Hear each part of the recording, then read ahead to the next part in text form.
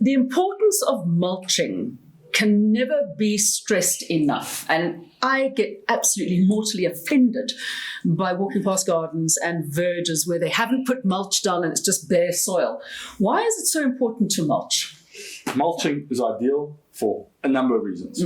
Water retention, creating little micro ecosystems for your living organisms in the soil, and also preventing weeds coming up. So mulch, mulch, mulch, please. Okay, and what can you use as mulch? I know you've got this one, which is quite a fine bark mix. Yeah. You can get the bigger ones as well. You can use anything as mulch as such. I mean, you can use compost as mulch because then you don't have to work in compost and mulch. You put in the compost a nice thin layer, as thick as you want, and allow the worms and the organisms just to incorporate it into the soil at their own.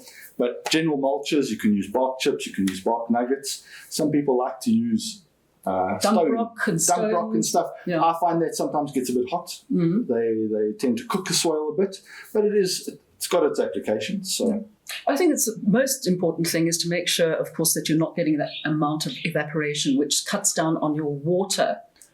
And you don't have to use as much water, except the one that you get from sweating on your forehead, perspiration.